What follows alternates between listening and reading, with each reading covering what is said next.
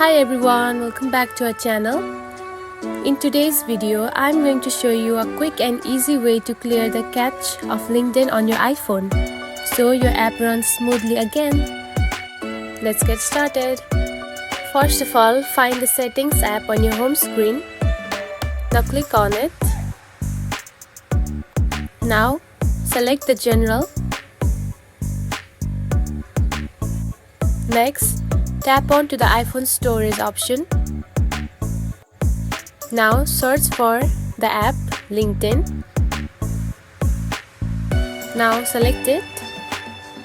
Here you can see the option of Offload app. Simply tap on it.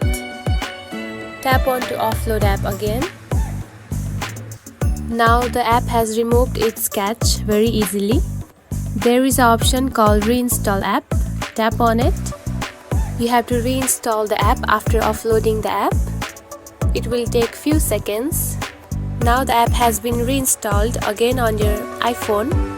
Now the app will run smoother and better.